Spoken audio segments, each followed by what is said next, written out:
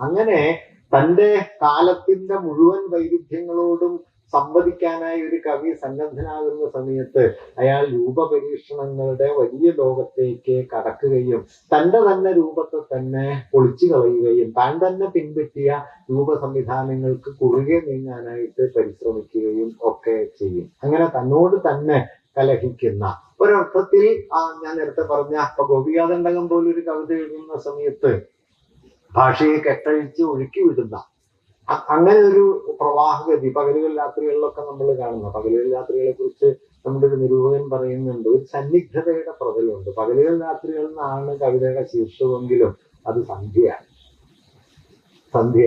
ഉടനീളം സന്ധ്യയാണ് കവിതയിൽ. പകലില്ല, രാത്രിയില്ല. പകലാവരുത്, പകലായി വളരരുത്, രാത്രിയായി വളരരുത് എന്ന് സന്ധ്യയോട് പറയുന്നൊരു കവിത പണിക്കർ സാർ എഴുതിയിട്ടുണ്ട്. ഈ സന്ധ്യ എന്ന് പറയുന്നത് ഈ സന്നിഗ്ധതയുടെ ഒരു തലം കൂടിയാണ്. അപ്പൊ അങ്ങനെ ഈ രൂപപരമായ പരീക്ഷണങ്ങളിലൂടെ ഒരുപക്ഷെ അനുഭവത്തിന്റെ പുതിയ പാറ്റേണുകൾ സൃഷ്ടിച്ചെടുക്കാനുള്ള ബോധപൂർവമായ ഒരു ശ്രമം അദ്ദേഹം നടത്തി എന്നുള്ളതാണ് രണ്ടാമത്തെ ഒരു കാര്യം. മൂന്നാമതൊരു കാര്യമായിട്ട് തോന്നുന്നത് അദ്ദേഹത്തിന്റെ കവിതയിൽ ഉടനീളം വന്ന രൂക്ഷം എന്ന് പോലും വിളിക്കാവുന്ന പരിഹാസങ്ങളാണ്. ആ പരിഹാസം വാസ്തവത്തിൽ നിലനിൽക്കുന്ന സാമൂഹ്യാവസ്ഥയെ കുറിച്ചുള്ള ഉത്കണ്ഠകളിൽ നിന്ന് കൂടി രൂപപ്പെട്ടതാണ്. ഈ ആശയം അല്പം കൂടി വിശദീകരിച്ച് ഞാനിത് അവസാനിപ്പിക്കാം. ഇപ്പൊ കുരുക്ഷേത്രം 1957 വരുന്നു. 57 കുരുക്ഷേത്രം വരുന്ന സമയത്ത് വാസ്തവത്തിൽ മലയാളത്തിലെ ആധുനികതാവാദ കവിതയുടെ ഒരാധാര മാതൃക അതിൽ നിന്ന് തുടങ്ങുന്നുണ്ട് എന്ന് വേണമെങ്കിൽ പറയാം. രൂപപരമായിട്ടും പ്രമേയപരമായിട്ടും പ്രതിപാദ്യത്വം മുൻനിർത്തിയുമൊക്കെ ഒരു വലിയ വഴിത്തിരിവിന്റെ ഒരു ദിശാവ്യതിയാനത്തിന്റെ സന്ദർഭമായിട്ട് നമുക്ക് കുരുക്ഷേത്രം എന്ന കവിതയെ കാണാം. കുരുക്ഷേത്രത്തിലേക്ക് സൂക്ഷിച്ചു നോക്കിയാല് ഒരു ഇതിഹാസ പാരമ്പര്യത്തിൽ നിന്ന് ഒരു സമഗ്ര മനുഷ്യസത്തയെ കണ്ടെത്തുന്ന ഒരു വിചാര രീതിയുടെ മറുപുറത്ത് കമ്പോളത്തിൽ മനുഷ്യാവസ്ഥയ്ക്ക് വന്നുപെടുന്ന സമസ്ത ശൈഥില്യങ്ങളെയുമാണ് ആ കവിത മുമ്പോട്ട് വെക്കാൻ ശ്രമിക്കുന്നത്. ഈ വൈരുദ്ധ്യത്തിന്റെ ഇപ്പോ ഇതിഹാസത്തിലേക്ക് നോക്കിയാൽ പഴയതിലേക്ക് നോക്കുന്നു എന്നൊന്നും അർത്ഥമില്ല കേട്ടോ. ഇതിഹാസത്തിലേക്ക് നോക്കിയാൽ വളരെ പുതിയതിലേക്ക് നോക്കാം. 1950 അങ്ങനെ നോക്കിയ ഒരാളാണ് ബുദ്ധികൃഷ്ണമാരാര്. ഭാരത വിതരണത്തിൽ നോക്കിയാൽ നിങ്ങൾക്ക് ആധുനികമായ മനുഷ്യാവസ്ഥയെ മാരാര് ഓരോ ജീവിതസ്ഥാനങ്ങളിൽ നിന്ന് ഇങ്ങനെ കണ്ടുപിടിച്ചുകൊണ്ടിരുന്നത് കാണാൻ പറ്റും. ഇതൊക്കെ വ്യാസന എഴുതി വെച്ചതൊന്നല്ല കേട്ടോ. വ്യാസൻ തിരിച്ചൊന്ന് ചോദിക്കുന്നത് വാസ്തവത്തിൽ മാരാര് ചോദിച്ച ചോദ്യമാണ്. അല്ലാതെ വ്യാസനാ പ്രശ്നമൊന്നും ഉണ്ടായിട്ടില്ല. അർജുന വിഷാദയോഗം മാരാര് കണ്ടുപിടിച്ചതാ. അല്ലാതെ നോക്കുക, മഹാഭാരതം നമ്മൾ വായിച്ചു നോക്കിയാൽ മഹാഭാരതത്തില് അത്ര അപ്രധാനമായി നമ്മുടെ കണ്ണിപ്പോലും പെടാത്ത സ്ഥാനങ്ങളാണ് മാരാര് പക്ഷെ എടുക്കുന്നത്. എനിക്ക് ഏറ്റവും ഹൃദ്യമായി തോന്നിയ ഒരു സന്ദർഭത്തെ കുറിച്ച് പറയാം. നമ്മുടെ 2 അഭിവാദനങ്ങൾ എന്ന് പറഞ്ഞൊരു ലേഖനമുണ്ട്. 2 അഭിവാദനങ്ങൾ എന്ന് പറയുന്നത് യുദ്ധം തുടങ്ങുന്ന ദിവസം അപ്പുറത്ത് ഭീഷ്മര് നിൽക്കുന്നു, ഇപ്പുറത്തുനിന്ന് തേരോടിച്ച് എന്ന് ഭീഷ്മരെ വണങ്ങുന്നു. പിതാമഹനാണല്ലോ. അപ്പോ ഭീഷ്മര് പറയും, നീ വന്നത് നന്നായി. ഞാൻ നിന്റെ ശത്രുവാണെങ്കിലും അതെന്റെ ഒരു നിയോഗമായതുകൊണ്ട് ചെയ്യുന്നു എന്നേ ഉള്ളൂ. നിന്നോട് എനിക്ക് അനിഷ്ടമൊന്നുമില്ല. നീ അനുഗ്രഹം ചോദിക്കാൻ വന്നത് നന്നായി എന്ന് പറയും. യുധിഷ്ഠിരൻ തിരിച്ചു വരും. 10-ാം ദിവസം ഭീഷ്മര് വീഴുന്നു. രാത്രി ഒറ്റയ്ക്ക് തേരോടിച്ച് ഭീഷ്മർ ശരശയ്യയിൽ കിടക്കുന്ന ഭീഷ്മരുടെ അടുത്തേക്ക് കർണൻ ചെല്ലുമ്പോ ഭീഷ്മര് പറയും, ഞാൻ ഇന്നും നിന്നെ അധിക്ഷേപിച്ചിട്ടേ ഉള്ളൂ. അതൊന്നും നിന്നോടുള്ള അനിഷ്ടം കൊണ്ടല്ല, എന്റെ ഒരു ചുമതലയുടെ ഭാഗമായി വന്ന കാര്യങ്ങൾ ചെയ്തതാണ്. നീ വന്നത് നന്നായി, നിനക്കെല്ലാ അനുഗ്രഹങ്ങളും ഉണ്ട് എന്ന് പറയും. എന്നിട്ട് മാരാര്, ഇത്രയേ ഉള്ളൂ മഹാഭാരതത്തില്. മാരാര് പക്ഷെ പിന്നൊരു ചോദ്യം ചോദിക്കുന്നുണ്ട്, ഇതിലേത് അഭിവാദനമാണ് മഹത്വമുള്ളത്? അത് മാരാരുടെ ചോദ്യമാണ്. ഇത് മാരാര് പറയുന്നത് ഇതിൽ കർണന്റെ അഭിവാദനത്തിനാണ് മഹത്വമുള്ളത്. അതെന്തുകൊണ്ടാന്ന് വെച്ചാൽ ശത്രുസൈന്യത്തിന്റെ തലവനായിരിക്കുന്ന പിതാമഹനെ 18 അക്ഷൗഹിണിയുടെ നടുക്ക് വെച്ച് പേരോടിച്ച് എന്ന് വണങ്ങി തിരിച്ചു വന്നാൽ ലോകം തന്നെ അഭിനന്ദിക്കുമെന്നും ഭീഷ്മ പിതാമഹന്റെ അനുഗ്രഹം തനിക്ക് കിട്ടുമെന്നും ഒക്കെ യുധിഷ്ഠിരനറിയാം. അതൊരു വ്യാജമൊന്നുമല്ല, അയാളുടെ സ്നേഹം തന്നെയാണ്. പക്ഷെ അനുഗ്രഹം ഉണ്ട് എന്ന് അയാൾക്കറിയാം. മറിച്ച് ജീവിതത്തിൽ ഒരിക്കലും ഭീഷ്മരിൽ നിന്ന് ഒരു നല്ല വാക്ക് പോലും കേട്ടിട്ടില്ലാത്ത ഒരാളാണ് കർണൻ. രാത്രി ഒറ്റയ്ക്കാണ് കാണാൻ പോകുന്നത്. ലോകം അത് കാണില്ല. ലോകത്തിന്റെ ഒരു ആദരവും കിട്ടില്ല. മാത്രമല്ല, ഇത്രയും കാലം അധിക്ഷേപിച്ചതുപോലെ ഒരു അധിക്ഷേപം കർണന് അപ്പോഴും ചിലപ്പോൾ കേൾക്കേണ്ടി വന്നേക്കാം. ഇതെല്ലാം പ്രതീക്ഷിച്ചിട്ടാണ് കർണൻ പോകുന്നത്. അപ്പൊ മാരാര് പറയുന്നത്, കർണൻ പോകുമ്പോ കർണൻ തന്നെ ഉപേക്ഷിച്ചിട്ടാണ് പോകുന്നത്. തന്റെ സെൽഫിന് ഉപേക്ഷിച്ചില്ല. യുധിഷ്ഠിരൻ സെൽഫിന് ഉപേക്ഷിച്ചിട്ടില്ല. അതുകൊണ്ട് യുധിഷ്ഠിരനേക്കാൾ തന്നെ ഉപേക്ഷിച്ചു എന്നത് വളരെ പ്രധാനപ്പെട്ട ഒരു കാര്യമായിട്ട് മാരാര് കാണുന്നുണ്ട്. ഈ സെൽഫിന് ഉപേക്ഷിക്കാൻ കഴിയുക. വേണമെങ്കിൽ ആലോചിച്ച് നോക്കിയാൽ നാരായണഗുരു പറയുന്ന ഒരു കാര്യമാണ്.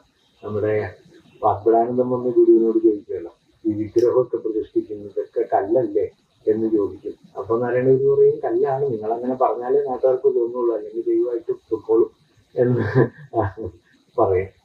അപ്പോ വാഗ്ബടാനന്ദൻ ചോദിക്കും, പിന്നെ ഇത് എന്തിനു പ്രതിഷ്ഠിക്കുന്നു? അപ്പൊ ഗുരു പറഞ്ഞൊരു വാക്യം, അത് നമുക്ക് വേണ്ടിയല്ലല്ലോ, അവർക്ക് വേണ്ടിയല്ലേ. ഇത് ചെറിയൊരു കാര്യമല്ല കേട്ടോ. ഒരാൾക്ക് എത്തിച്ചേരാവുന്ന പരമാവധി മഹിമയിലാണ് അവർക്ക് വേണ്ടി തന്നെ അങ്ങ് ഉപേക്ഷിക്കുക. തന്റെ ബോധ്യം അവിടെ നിൽക്കുന്നില്ല, അവർക്ക് വേണ്ടിയാണ്. ഈ സെൽഫിന്റെ സമ്പൂർണമായ ഒരു നിരാസം കർണന്റെ പ്രവൃത്തിയിലുണ്ടെന്നും ആര്യാര് പറയുന്നത് വളരെ മോഡേൺ ആയ ഒരു സന്ദർഭമാണത്. അല്ലാതെ കർണൻ അങ്ങനെ ആലോചിച്ചിട്ടില്ല, വ്യാസൻ അങ്ങനെ ആലോചിച്ചിട്ടില്ല. ഞാൻ പറഞ്ഞ അതുകൊണ്ട് ഇതിഹാസത്തിലേക്ക് തിരിച്ചു പോകുന്ന ഇതിഹാസകഥ വീണ്ടും പറയാനല്ല, ആധുനികതയെ കുറിച്ച് പറയാനാണ്, മനുഷ്യാവസ്ഥയുടെ സമഗ്രതയെ കുറിച്ചുള്ള ബോധ്യങ്ങൾ ഉണ്ടാക്കാനാണ്. പക്ഷെ അങ്ങനെ മനുഷ്യാവസ്ഥയുടെ സമഗ്രതയെ കുറിച്ചുള്ള ബോധ്യങ്ങൾക്ക് പകരം ആധുനികമായൊരു കമ്പോളത്തിൽ മാനുഷികതയ്ക്ക് സംഭവിക്കുന്ന ശൈഥില്യങ്ങളാണ്, സമൂഹത്തിന്റെ പുതിയ സാമൂഹ്യാവസ്ഥയുടെ പൽചക്രങ്ങൾക്കുള്ളിൽ ഞെരിഞ്ഞു പോകുന്ന മനുഷ്യരെ കുറിച്ചാണ് മിക്കവാറും കുരുക്ഷേത്രം പറയുന്നത്. ആ നിലയിൽ കുരുക്ഷേത്രം എന്ന മെറ്റഫർ തന്നെ പുതിയൊരു കാലത്തിലേക്ക് കൊണ്ടുവന്ന് അതിന്റെ അനുഭവ സന്ദർഭത്തെ ഉൾക്കൊള്ളുന്ന നിലയിലാക്കി, ഒപ്പം തന്നെ അതിനെ എന്താ പറയാ പുതിയ പദാവലികൾ കൊണ്ടും പുതിയ ബിംബകൽപ്പനകൾ കൊണ്ടും സൃഷ്ടിച്ചെടുക്കുകയാണ് ചെയ്യുന്നത്. അപ്പോഴും ഒരുപക്ഷെ കാൽപ്പനികത ജന്മം നൽകിയ പഴയ വിപുലമായൊരു മാനുഷികതയുടെ അടിയടര് ആ കവിതയുടെ അവസാനത്തിലുണ്ട് എന്നാണ് എനിക്ക് തോന്നുന്നത്. അത് സ്നേഹൈക്യം എന്ന് പറയുന്ന ഒരു സങ്കല്പമാണ്. ഒരു മൊഡേണിസ്റ്റ് കവിയിൽ നമുക്കത് അങ്ങനെ കാണാൻ പറ്റില്ല.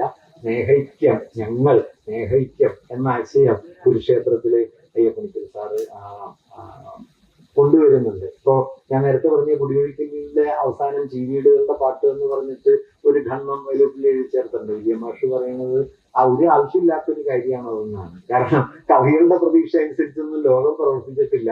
പക്ഷെ കവികൾക്ക് ചില പ്രതീക്ഷ ഉണ്ടാവും. അതുകൊണ്ട് ഒരു കാര്യമില്ല. ആ കവിതയിലെ ഏറ്റവും ദുർബലമായ ഭാഗമാണ് സ്നേഹസുന്ദരപാതയിലൂടെ വേഗമാകട്ടെ വേഗമാകട്ടെ എന്നൊക്കെ പറഞ്ഞിട്ട് ഈ ഉണ്ടാക്കിയ വൈരുദ്ധ്യങ്ങളെ മുഴുവൻ മൂപ്പര് സെറ്റിൽ ചെയ്യുന്നത് അവിടെ വെച്ചിട്ടാണ്. അതൊരു എന്താ പറയാ അവനവന്റെ ഒരു ആശ്വാസമാണ്. ഇപ്പോ മറ്റേ കണ്ണീർപ്പാടത്തിൽ അങ്ങനെയാണല്ലോ, പോകുമ്പഴി എന്ത് എളുപ്പമായിരുന്നു, ഒരു എളുപ്പമില്ല. ഇതൊന്നും സെറ്റിൽ ചെയ്യപ്പെടുന്നില്ല. പക്ഷെ സെറ്റിൽ ചെയ്യണം എന്ന് വെലുപ്പള്ളി കരുതുന്നു. അത് ഈ ഹ്യൂമനിസ്റ്റായ നവോത്ഥാനത്തിന്റെയൊക്കെ ഒരു അനുഭവ മൂല്യത്തെ കൈവിട്ട് കളയാൻ പറ്റാത്തത് കൊണ്ടാണ്. അതുകൊണ്ട് മറ്റേതിനെ നിൽക്കുമ്പോൾ തന്നെ ഇത് കാണുന്നു എന്നതുപോലെ നമ്മുടെ മാനവവാദം നൽകിയ ഒരു സ്നേഹഭാവനയുടെ ഒരു പ്രതലത്തെ ഈ കുരുക്ഷേത്രത്തിന്റെ ഒടുവിലും അദ്ദേഹം കൊണ്ടുവരുന്നത് കാണാം.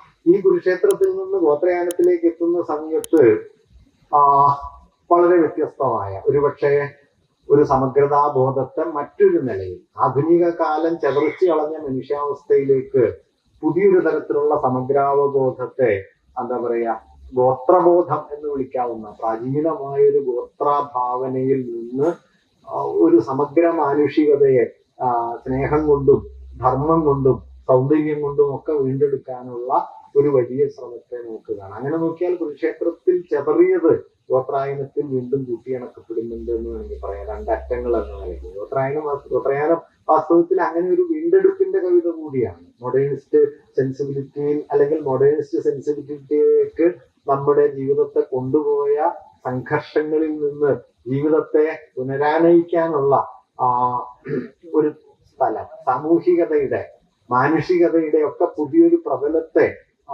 അത് ഉണ്ടാക്കിയെടുക്കുന്നുണ്ട് എന്ന് നമുക്ക് കാണാനായിട്ട് കഴിയും. അപ്പൊ ഇങ്ങനെ ഞാൻ പറഞ്ഞു തന്ന കാര്യം എന്താണെന്ന് വെച്ച് കഴിഞ്ഞാൽ, അതുകൊണ്ട് ഈ പണിക്കർ മാസ്റ്റർ കവിതയിൽ തെളിയുന്ന ഈ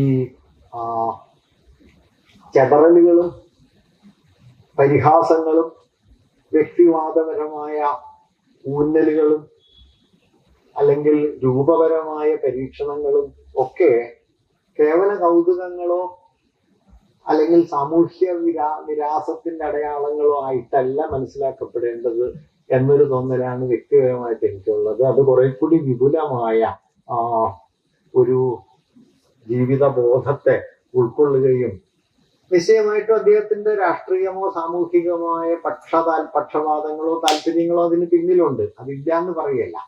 അതിനെല്ലാം അപ്പുറം ഈ കാവ്യാനുഭവം എന്ന നിലയിൽ അതിനെ കാണേണ്ടത് അത് മുമ്പോട്ട് വയ്ക്കുന്ന ഇമ്മീഡിയറ്റ് ആയ ഒരു പ്രമേയ പരിസരത്തിൽ നിന്നല്ല എന്ന കാര്യമാണ് ഞാൻ ഏറ്റവും കൂടുതൽ പറയാനായിട്ട് ശ്രമിക്കുന്നത്. ഞാൻ നേരത്തെ സന്ധ്യയെ കുറിച്ച് പറഞ്ഞല്ലോ. നിഴലായി നിന്നാലും നീ രാത്രിയായി വളരാതെ പകലായി തളരാതെ നീ എനിക്കെന്നും സന്ധ്യ എന്നൊരിടത്ത് പറയുന്നുണ്ട്. അങ്ങനെ രാത്രിയിലേക്ക് വളരാതെയും പകലായിട്ട് വിളറാതെയും എന്നും നിഴലായിട്ട് നിൽക്കുന്ന ഒരു യാഥാർത്ഥ്യം എന്നത് വാസ്തവത്തിൽ ഒരു സ്വന്തം നിലയ്ക്കുള്ള ഒരു തോന്നൽ എന്നതിനേക്കാൾ തന്റെ കാലത്തെ കുറിച്ചുള്ള ഒരു ഒരു ഒരു നിരീക്ഷണം കൂടിയാണ്. ആ കാലം ഇങ്ങനെയാണ് നമ്മോട് ആവശ്യപ്പെടുന്നത് എന്ന് വേണമെങ്കിൽ പറയാം.